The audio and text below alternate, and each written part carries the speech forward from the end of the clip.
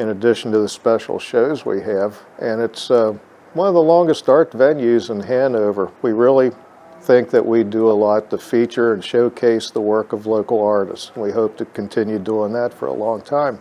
Hi, I'm Danielle Redden, and here at the First Friday at Little Fox.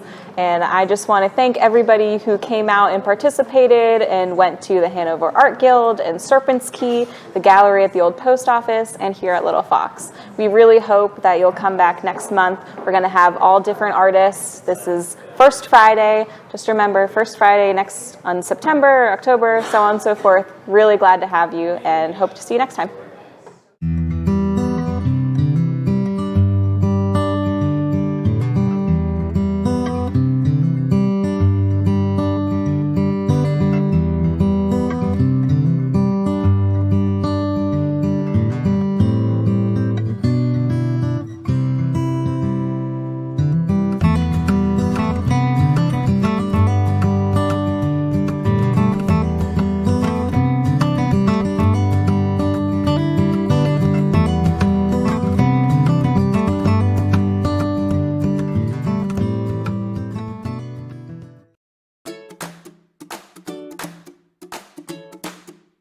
Welcome to Mr. Ed's Elephant Museum and Candy Emporium, one of Pennsylvania's most unique destinations and beloved candy store. From the moment you walk inside, be prepared to be wowed.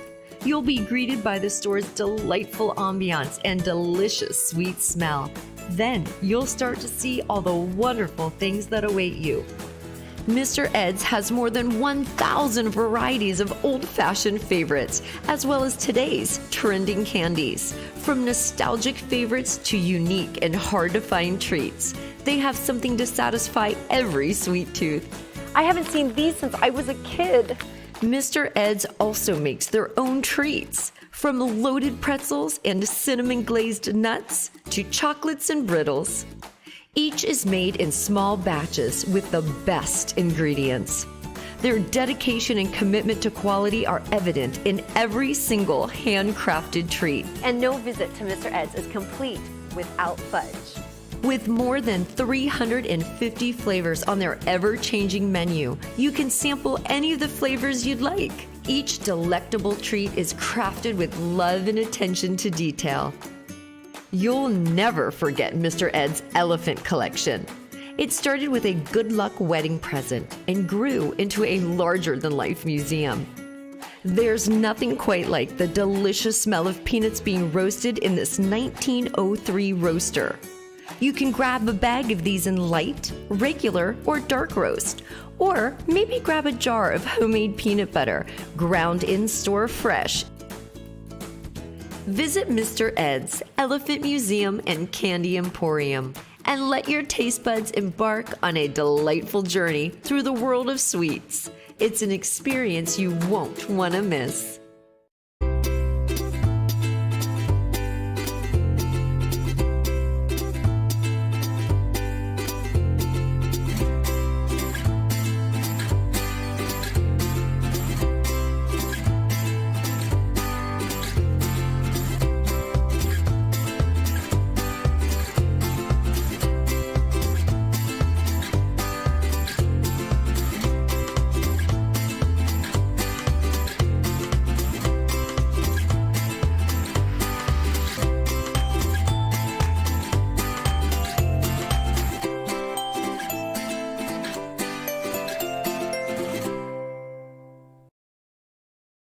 At Oh Man, we understand that finding the right gift can be a challenge.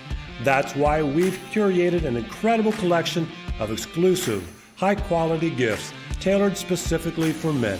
Gifts for foodies and mixologists, nature and music lovers, readers and tinkerers, we've got it all.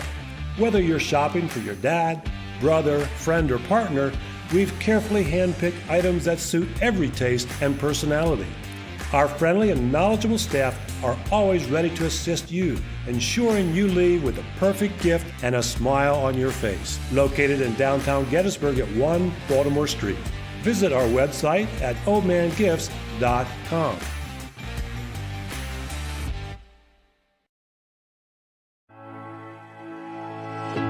More than 7,500 personalized engraved bricks have been installed on Lincoln Square since 1993, when Main Street Gettysburg established the historic Pathways Brick Program.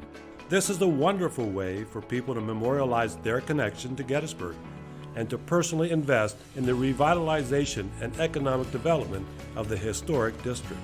There are bricks in memory or in honor of loved ones and veterans, bricks commemorating graduations, and even bricks celebrating weddings. The Brick Program enables Main Street Gettysburg to provide events, services, and projects that support the local business community. We need people like you. Buy a brick, donate, volunteer. Thank you for support.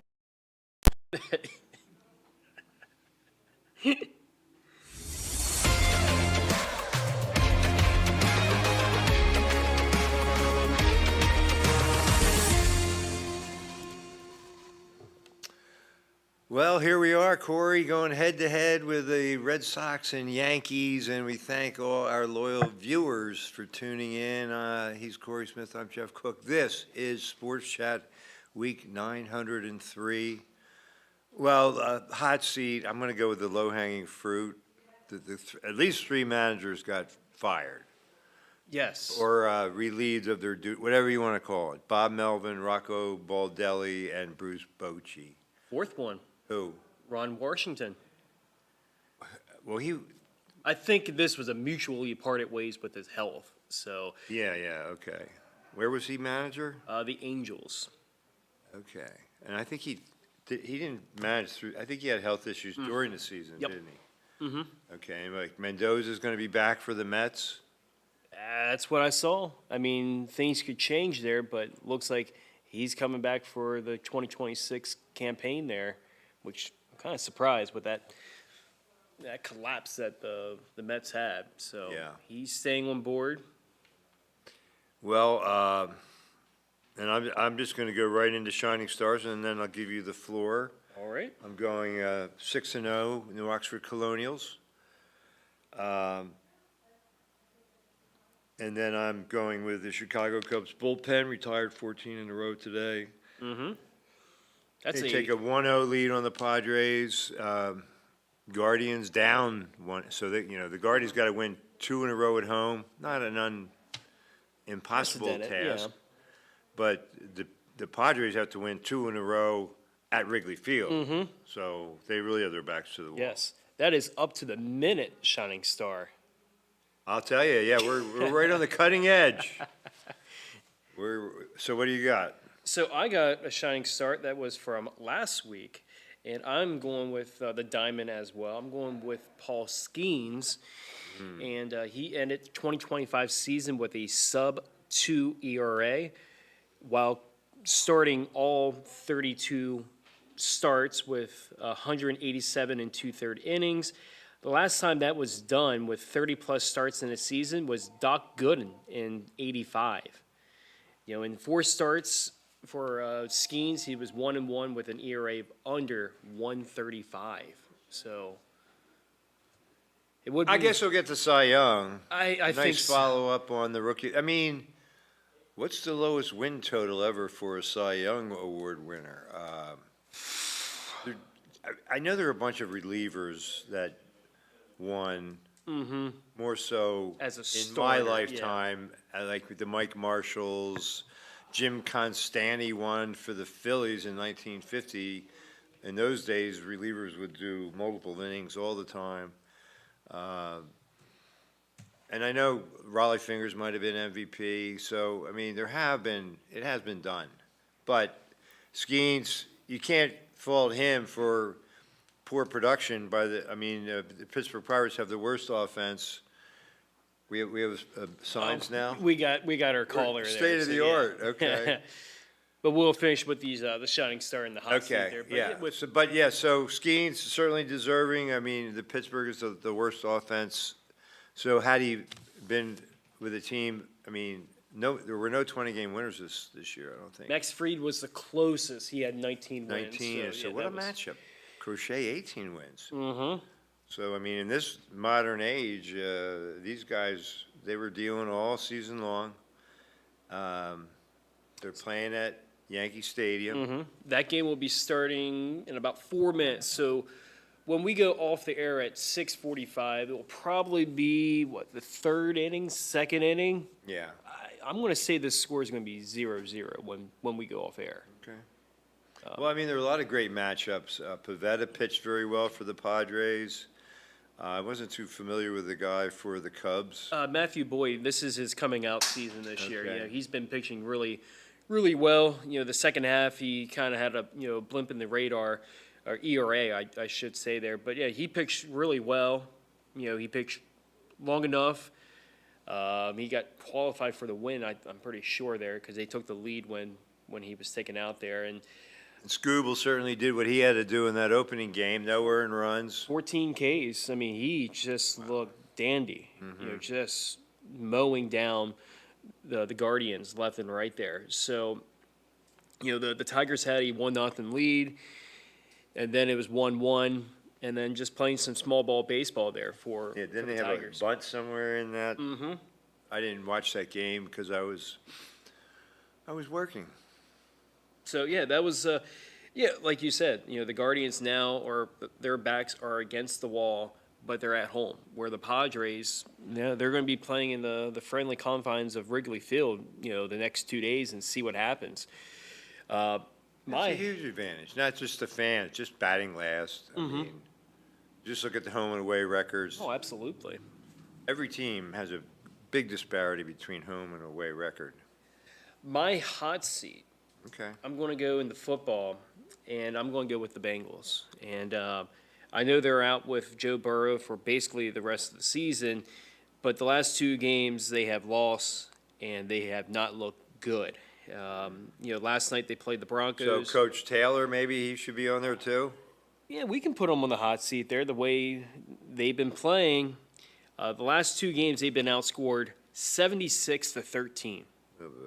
That is not going to win you a lot Browning of games. is their backup quarterback. I mean, they have this great receiving core, so maybe the answer is Browning's not very good. I don't know. Maybe you Does go he- to does he another have quarterback time? with, you know, Brett Rippon. I mean, they don't have a lot of, you know, guys out there on their depth Is that the chart. son of Mark Rippon? It is indeed, yep. So their next 2 games, I don't see them winning. They're going up against the Lions and the Packers. So they could easily be 2-4. And, Well, the Ravens are yeah, 1-3. 1-3. So you Steelers are 3-1, but they certainly, got some holes and some yeah, I some mean, problems. 3-1. Maybe they're lucky to be 3-1. And then you look at the Browns. So you look at that whole division itself, you could just say hot seat worthy So because yeah, just- yeah, or you're not out of it because it could turn out to be a very mediocre division. Absolutely. When we thought the Ravens were just going to run away with it, but now they were having their problems with Jackson. He might Injuries. not play. Yeah.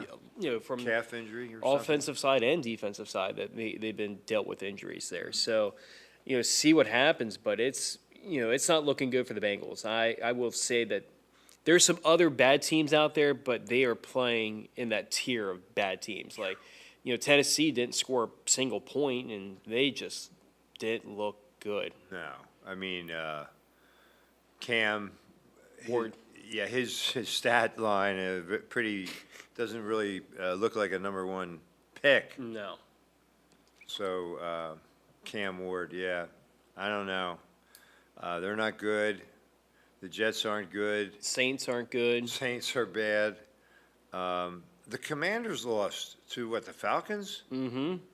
That With surprised me. Marcus Mariota at the helm there. So Oh, Daniels was out again? he was out for his second straight game there. So, Oh, that, you know. and I think Scary Terry, he was out for that game as well. So you had some of your weapons there, but it looks like Daniels is going to be playing this week there. So, Well, they have a sense of urgency. So they're already 2 games behind the Eagles. it looks like we got a caller. Okay, we got a caller. Let me just do the banner sponsors, and then we'll go to the phone line.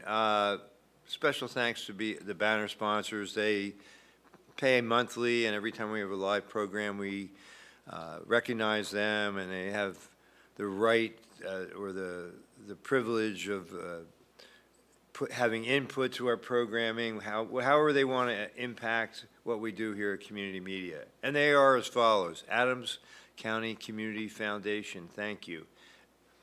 The Adams County chapter of the Pennsylvania Sports Hall of Fame, thank you. Destination Gettysburg, thank you. And Classic Antique Innovations, thank you. And UPMC Life Changing Medicine, thank you one and all. Thank All right. you. Oh, yes. We can't say it enough. Let's go to the phone line. Welcome to Sports Chat. Hello. Hey, buddy, what's up?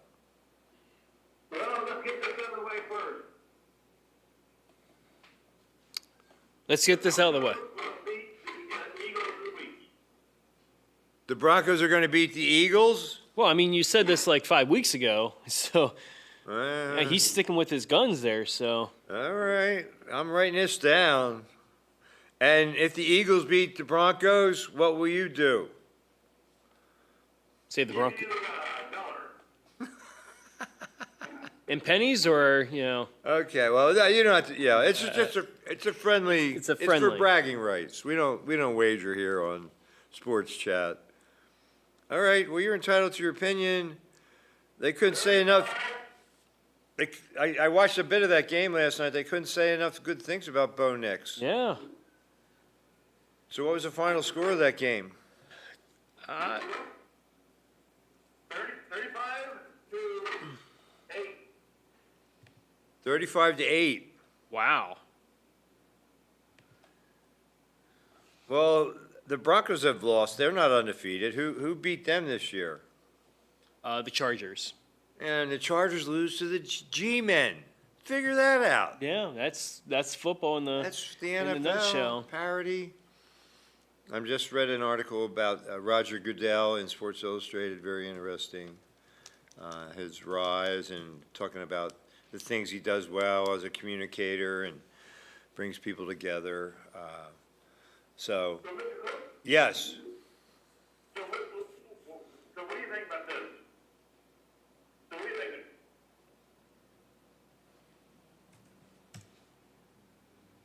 What What do was I think that? about what? Think about what? Yeah. The Broncos beat the Eagles. I think you're out of your mind. I think it's going to be a close game, but I think at the end of the day, I think the Eagles win the game. I think it's going to be like 31-24, something like that there. So, I'll write that down. I'll take that. Yeah, the Eagles have a way of playing up or down to the competition. Not that the Broncos are they're not quite there. I mean, they weren't in the Super Bowl. They lost in the first round of the playoffs last year. mm-hmm. But you do have a great combination there in Denver with quarterback and coach. Sean Payton, a very good coach.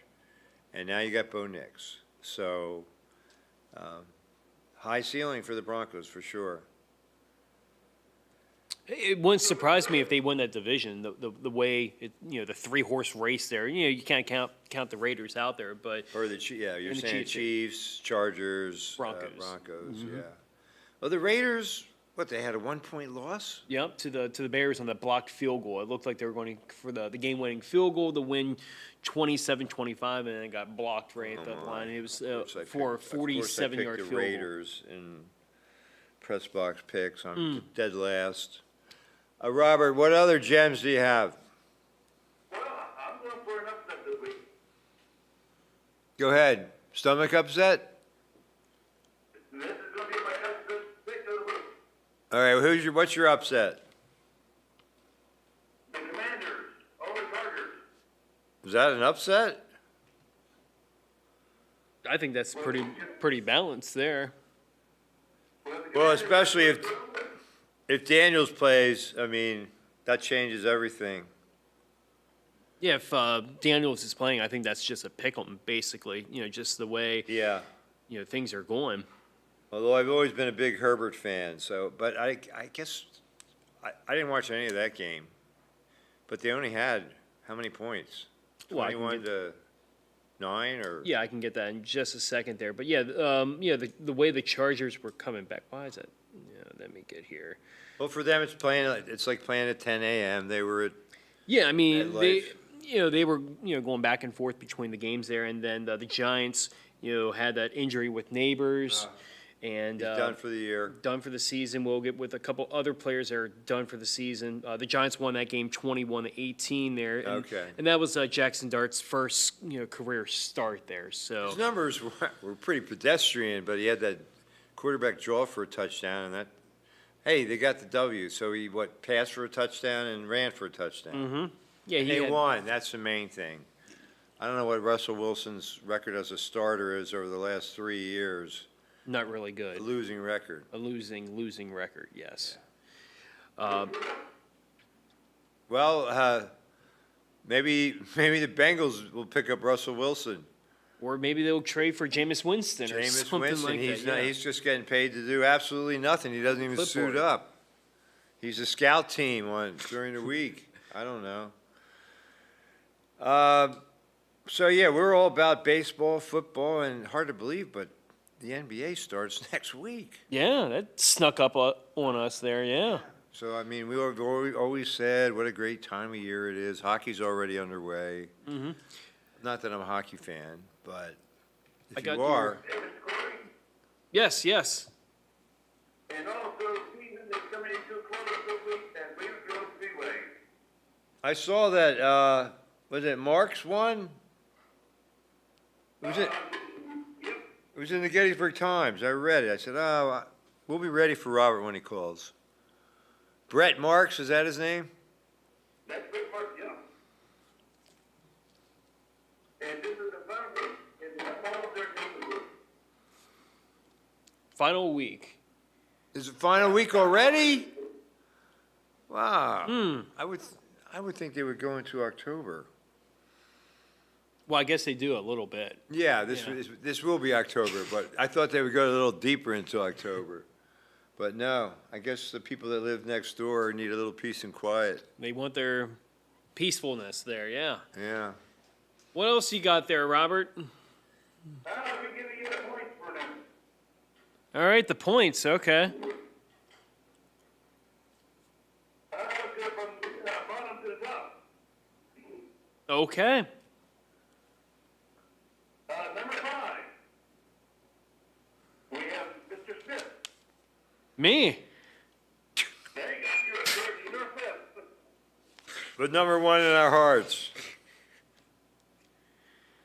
Number 4 is Lance Louise. Lance. We know that name. Yeah.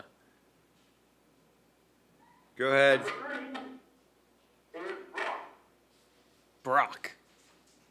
Okay. 4. Fast Freddie Winger. Fast Freddy. Okay. Number 2. He's 2. And number 1 is the Tour Walkman. Wagaman. Wagaman. Okay. Number 1. All right. Hey, so And that was played by this week. did you catch that? Something about next week. Next week?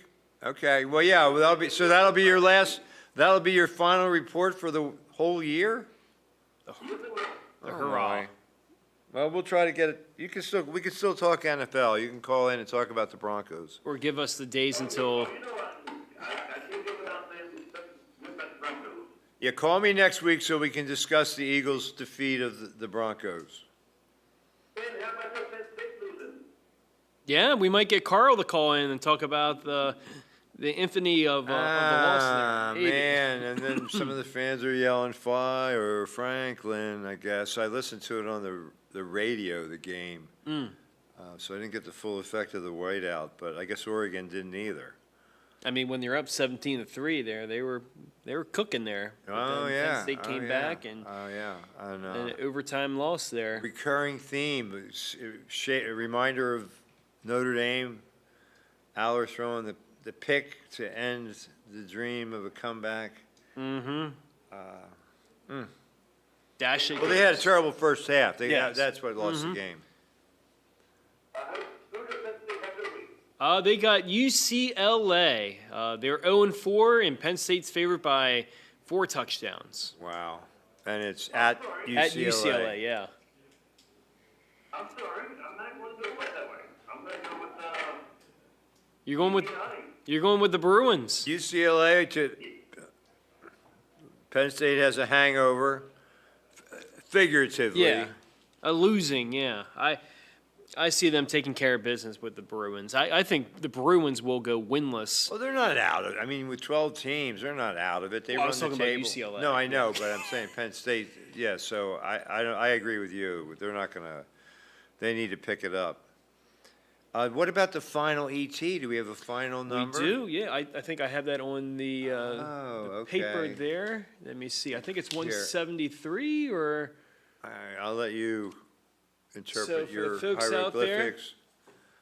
The ET, because we're not doing this in the postseason, because typically they're on their good manner.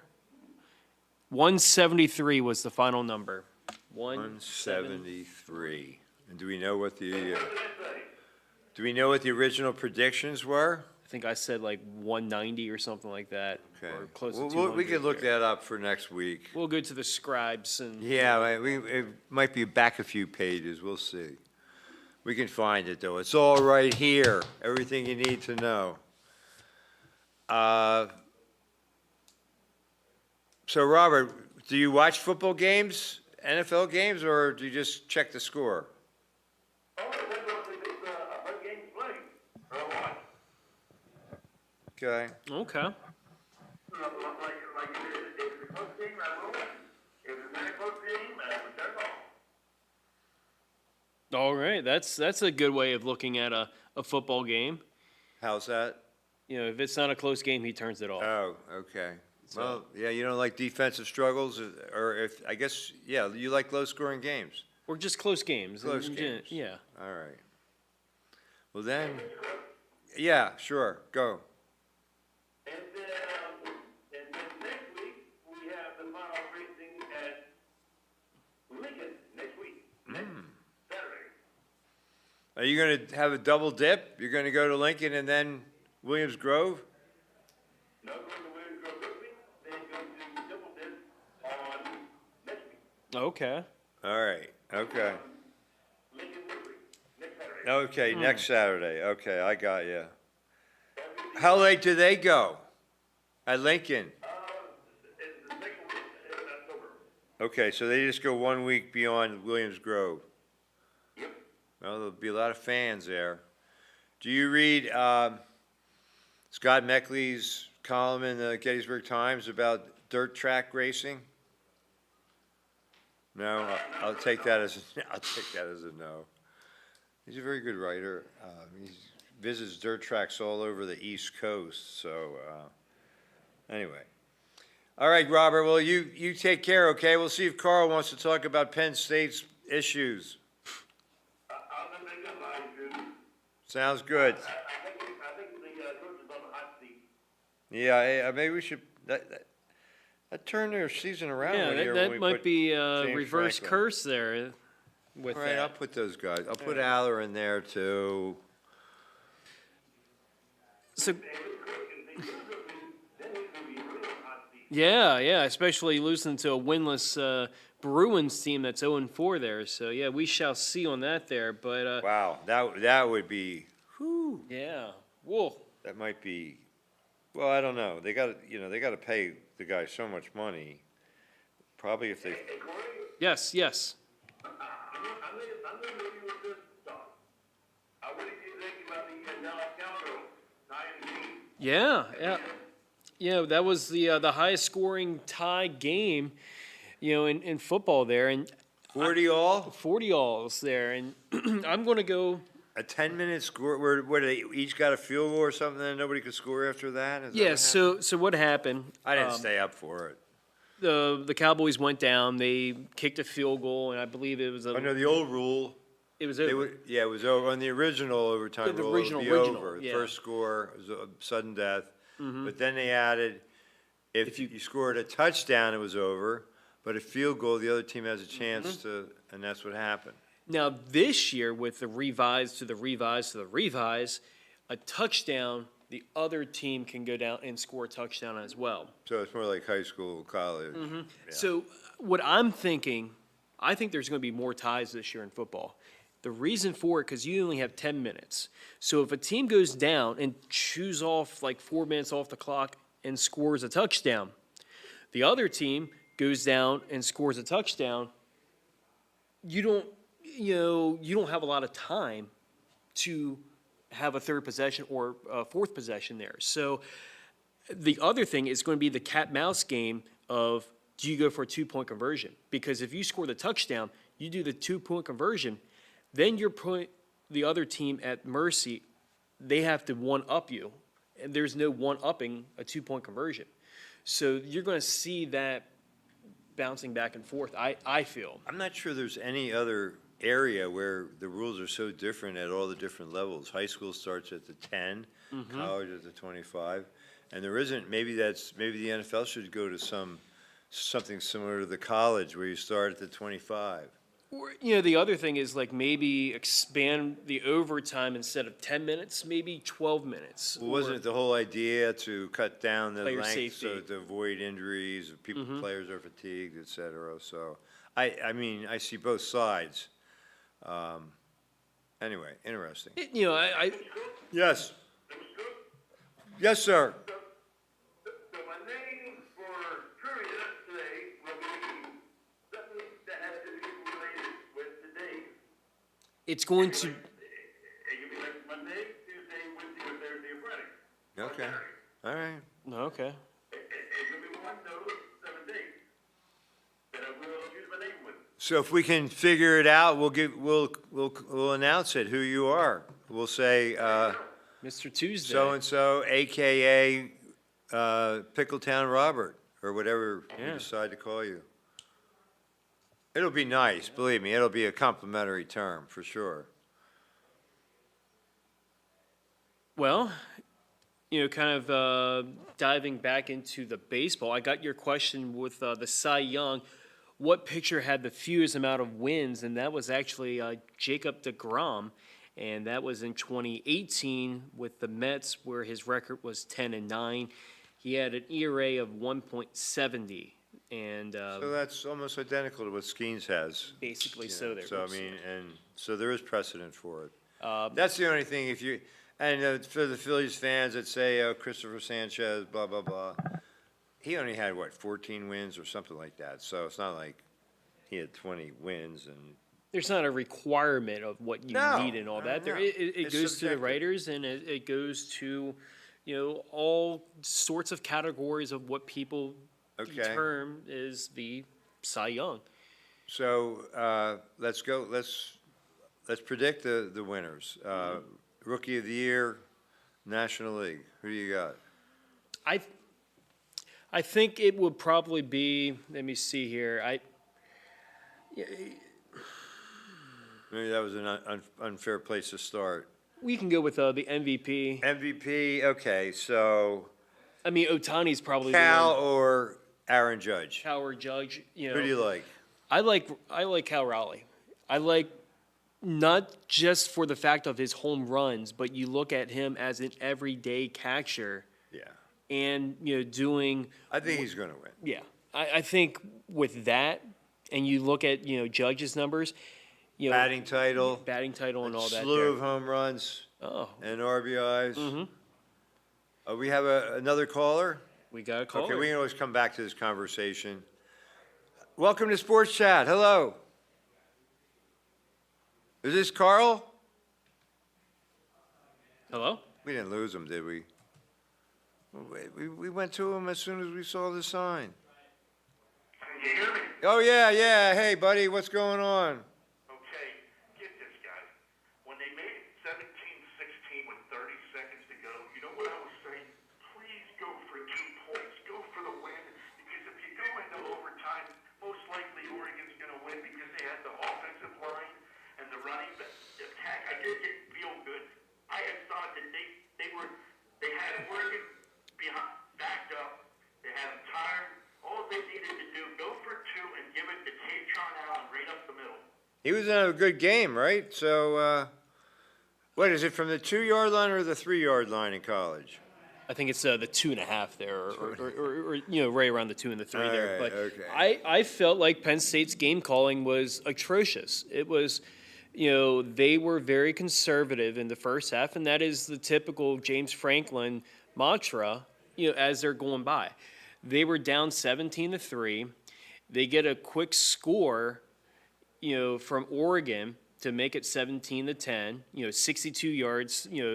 Aller was 3 for 3, and then it was almost a little bit too late. I would have just kicked the extra point, go the overtime there. The 2-point conversion, you have the momentum there, but Yeah, I mean, hindsight is always 20/20. I mean, I see your point, Carl, because if we could predict the future, but I think at that point you're playing at home. You take your chances with overtime, but yeah.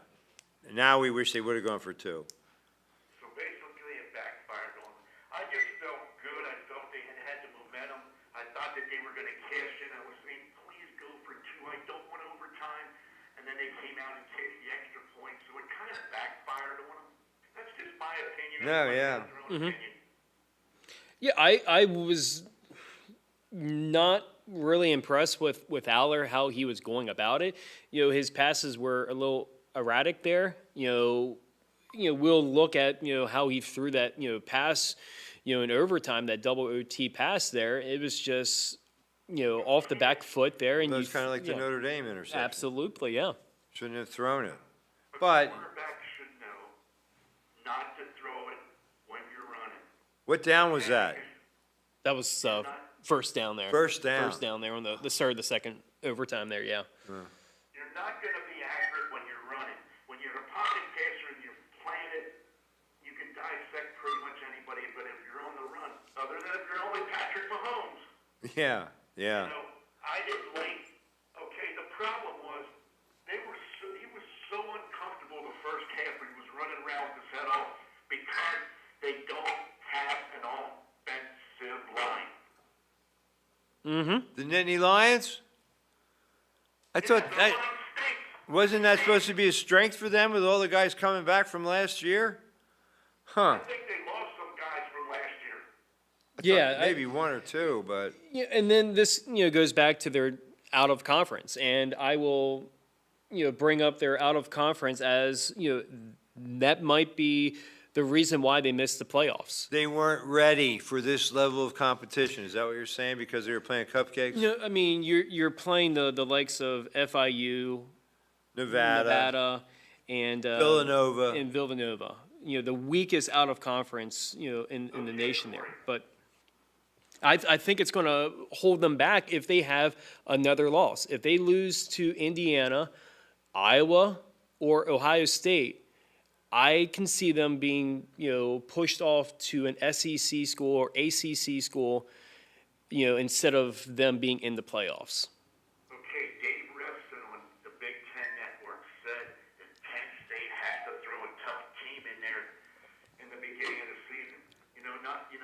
He even said that, you got to play somebody that's the top 25 team, Or I just don't- or a group of 4 school, a group of four school that's in the caliber. I'm not saying that, you have to play the likes of Alabama or Georgia, but at least go out there and play, Kansas State caliber or, somebody that's in that, tier. Playing these 3 schools, like I said, if you have 2 Villanova's, losses. they're not even in, they're like a FCS there, yeah. FCS, yeah. So, yeah, I think if they have 2 losses and they are going up with a resume with Notre Dame, I would probably lean towards Notre Dame, or another school that has 2 losses there. So they kind of put their eggs in their basket, to beat Indiana or Ohio State. They basically have to beat both of them.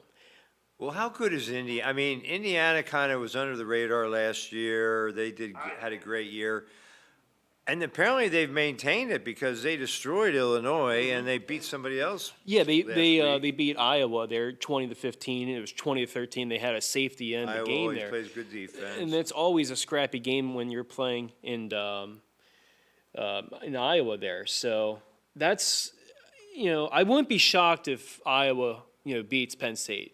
I'm not saying on record. With you there when you were saying that if Penn State finishes with 2 losses, if they lose to the Buckeyes in a close one and they finish I would disagree. They don't have the resume with other teams. Okay, you lost to Ohio State, close game. You lost to Oregon, close game. But a close game is not going to get you in all the time. You look at other teams out there, they're pushing the throttle at one loss and a better out of conference. So if that's the tiebreaker with the committee, I wouldn't be shocked if they're outside looking in. Now I gotta ask you this, okay? Louisville plays number 24 Virginia this weekend. If they beat them, they'll be 5-0, then they go to the Orange Bowl and play Miami. What's Louisville's chances against the Canes down there? It'll be interesting, with where Louisville's at right now. I can see there's so many teams in the ACC that has a chance there. You got Georgia Tech that's sneaky good this year. Not really sneaky. I think they're right up there. They don't play the Canes this year, so they could be undefeated. I like their schedule. Virginia's right up there. They have a loss to NC State, but that doesn't count as a conference opponent this year. But looking at it with Louisville, they do have a chance with the Canes and all that there, and that's a marquee-esque game there for the Cardinals. Now, who do you think is this one? Number 24 Virginia at Louisville on Saturday. Probably Virginia. I think that's a splitting hairs there, but I kind of like the Cavaliers. Kind of. They have Louisville number 30 in the AP poll. They're 5 underneath. They have Virginia 24, and then they had Louisville 5 underneath, which would be 30. They're pretty. Miller Moss is a really good quarterback. He threw for 339 yards against Pitt. I did pick Louisville in Pressbox picks, so I'm happy they came through. It's one of the few teams that did for me. But anyways, if there's a weakness on Penn State, it's the offensive line, and it shows that the running attack isn't there this year, like it was last year. So they're missing a couple pieces from last year on the line, Corey. Yeah, I mean, it was noticeable, when they're going up against Oregon, and how Oregon was able to run and and track them down, during some plays there. So it was definitely apparent. Penn State's defense was on the field a lot, it seems like, because they weren't getting any help from the offense. Yeah, and Yeah, they were on exactly. They couldn't get off the field, and Oregon had, I guess Moore was that the quarterback for Oregon. He outplayed Aller. tenfolds there. Not maybe tenfolds there, but yeah, I mean he played a stellar game. Then Aller, And Oregon's offensive line was better. Well, anyways, in preseason, they had Oregon's running back number 3 in the nation. They had Adrian Love, Notre Dame, and then they had Singleton, number 2. Number 3 was the running back for Oregon. Number 4 was Isaac Brown, Louisville. Number 5 was the other running back, Tatron Allen. But, it's just their offensive line, did pretty good because our defensive line started getting tired because it was on the field a lot. It shows, and that's why, do I have faith that Penn State, they have back-to-back games where November 1st and November 8th that they're playing Ohio State at the Shoe, and yes, they host Indiana on November 8th, but I don't. That's back-to-back marquee games there, top 10 matchups there. Depends on how Indiana does against Oregon next week there, but I don't see them. Say this: Penn State, just by all means, finishes 8-4. They lose to Ohio State, Indiana, and I think they play at Iowa. If they finish 8-4, most schools would end up doing what to the coach, Corey? Firing. I mean, we already saw, 4 head coaches already going, is it 5? With Sam Pittman with Arkansas. So with the NIL and Petrino's back. Yeah. So with the NIL and the way that college football is now, you're not waiting, especially with the early signing period in December. You want your head coach then. You want to know what direction you're going in if you're firing your coach or you're going a different direction. So it wouldn't shock me to see more head coaches relieved of their duties there. And yes, if Penn State is 8-4, or especially if they have 2 more losses there, I can see more of the rumblings there of the buyout and all that there. So, Okay, this was the year he said was the best team that he's had in 12 years. Okay, everybody came back, a lot of people came back to win the championship. And if he falters at 8-4, which is possible, 9-3 is possible, most schools would end up firing that person. yeah, that's a very fair point.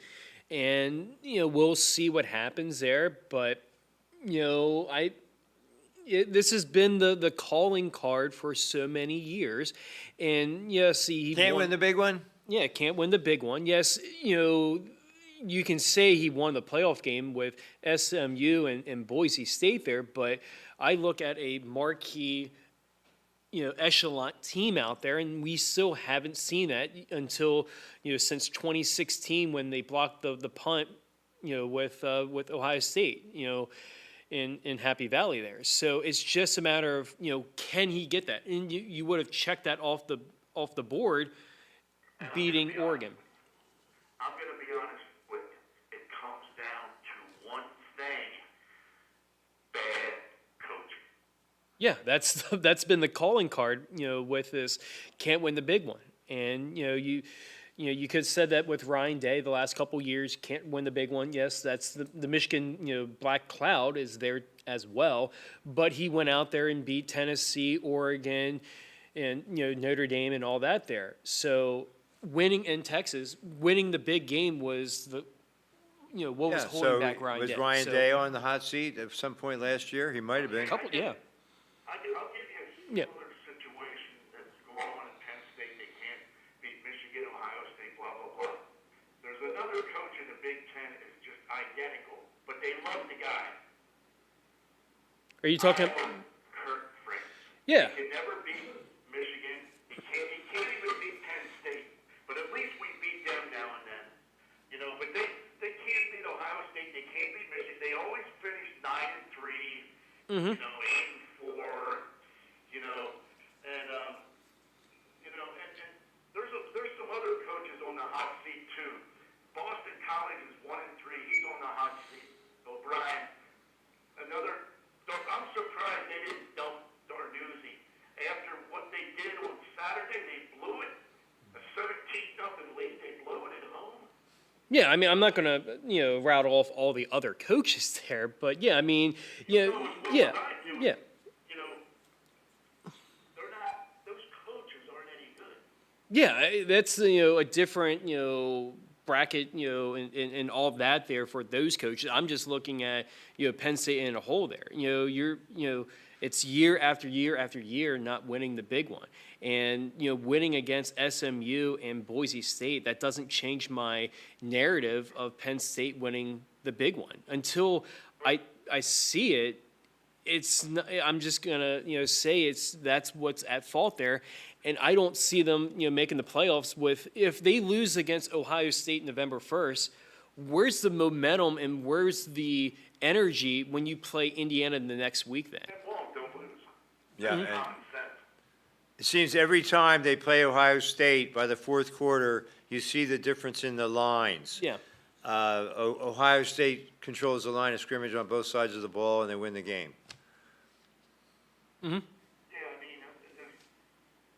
I think they really faltered this season, Corey. There's going to be a lot of people after him. You know what I mean? Just get rid of him. Yeah, that's been the main theme there. Yeah. Well, now they got the coach, the defensive coordinator from Ohio State. Mm-hmm. So he was supposed to put him over the top. But it's just not him. It's just it falls back on Franklin not being a good coach. Franklin's not a good coach. He's not good with the X's and O's. He's good with recruiting. their offensive line is just no more than on a 1 to 10. I give it a 5. What about clock management? Realistically, I mean, that's always been his Yeah. downfall. I just think personally, when I've seen him, Aller, I think he's OR. Do you know what OR means, Corey? OR, out of range.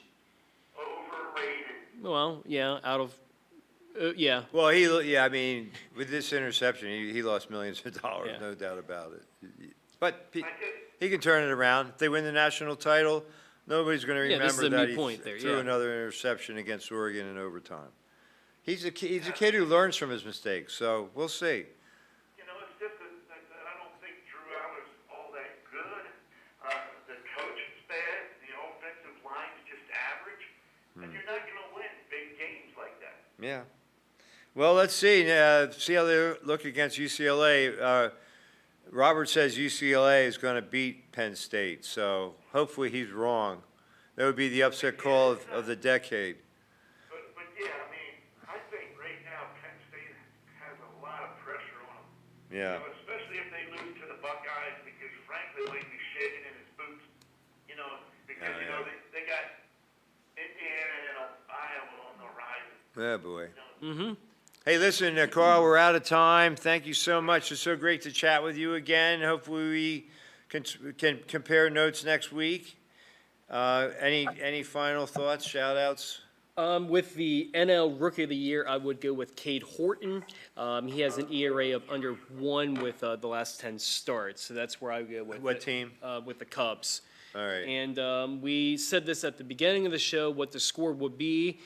The Yankees are winning right now 1-0 in the middle, or going into the bottom of the third there. Well, go So- ahead, watch the Yankees and Red Sox for 15 minutes, then come on back to Community Media for live trivia. We'll see you then, everybody. Special thanks to Jordan and Sean in the control room, and thanks to all of you for tuning in.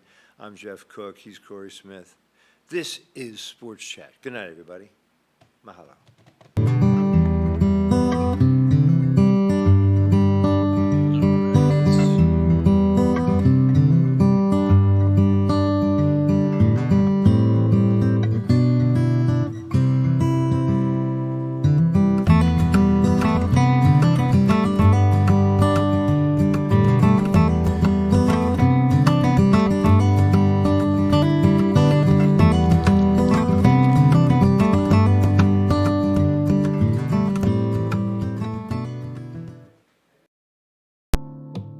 I'm gonna stay somewhere far away. I'm saying goodbye to the place that I call home. The air is dry, the mountains high, the land is bare, and all I wanna do is hide. A blanket